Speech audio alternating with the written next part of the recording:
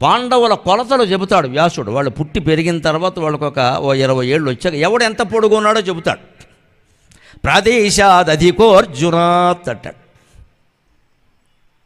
ప్రాదేశాదధికోర్జునాత్ అంటాడు. అర్జునుడి కంటే భీముడు ప్రాదేశమంత పొడుగుంటాడట. ప్రాదేశం అంటే అర్జునుడు భీముడు కొలతలు చెబుతూ ప్రాదేశేన అధికో అర్జునాత్ అంటాడు. అర్జునుడు కంటే అర్జునుడిలాగే ఉంటాడు భీముడు కూడాను. ఆయన రంగు నలుపు, భీముడు రంగు ఎరుపు.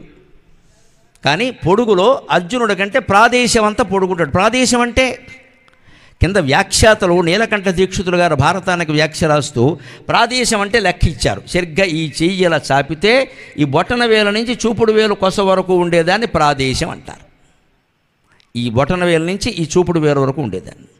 అది ఎంత అంటే 12 అంగుళాలు ఇచ్చాడు. నీ ఇల్లు బంగారంగానే మీరు ఎవరైనా ఇంటికి వెళ్ళి చూసుకుంటామో 12 అంగుళాలు ఉంటుందేమో. ఇది 12 అంగుళాలు అంటే పెద్ద స్కేల్, చచ్చి ఊరుకుంటాం, చెయ్యి విరిగిపోతుంది. ప్రాదేశం అంటే ఇది భారతంలో ఇచ్చిన లెక్క. ఎంతంటే 12 అంగుళాలు అన్నాడు. 12 అంగుళాలు అంటే పెద్ద స్కేల్, 30 సెంటీమీటర్లు. పెద్ద స్కేల్ అంత పొడుగుంటుందండి ఎవరికైనా? ఇది ప్రపంచంలో పొడుగుండేవాడు కూడా ఉండదు. ఇదంతా మీరు కొలుచుకోండి. 5-6 అంగుళాలు ఉంటుంది మహా ఉంటే. చిన్న స్కేల్ అంత ఉంటుంది మహా ఉంటే.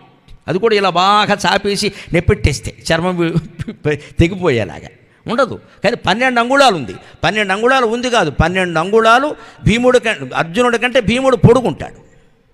దాంట్లో ప్రాదేశం అంటే లెక్క ఇంత ఇచ్చాడు. ఆ ప్రాదేశం లెక్క 12 అంగుళాలు అంటే ద్వాపర యుగంలో భీముడు, అర్జునుడు, ధర్మరాజు యొక్క ప్రాదేశం 12 అంగుళాలు ఉండేది. ఈ ప్రాదేశం 12 అంగుళాలు అంటే ఈ వేళ్ళన్నీ ఎంత ఉండేవి, ఈ వేళ్ళన్నీ ఎంత ఉంటే ఈ చెయ్యి ఎంత ఉండేది, ఈ చెయ్యి ఎంత ఉంటే ఈ శరీరం ఎంత ఉండేది. మరి అటువంటి వాళ్ళు 32 బాణాలు నుదుటి మీద వేస్తే భరించారు, 64 బాణాలు ఛాతీ మీద వేస్తే భరించారంటే భరించట్లా వాళ్ళ శరీరాలు అవి. కర్ణుడు శరీరం కొలతలు ఇస్తాడు, ఆశ్చర్యపోతాం. కర్ణుడు శరీరం కొలతలు ఎలా ఉంటే ఈ కలియుగం మానవులు 6 వరుసగా పడుకుంటే ఎంత ఉంటుందో కర్ణుడు అంత ఉంటాడు. ఈయన చిట్టి పొట్టి గ్యాంగ కాదు అది. ఆనాటి కొలతలు అవి. ఆనాటి కొలతలు అలా ఉంటే త్రేతాయుగంలో హనుమంతుడు, రాముడు కొలతలు అలా ఉంటాయి.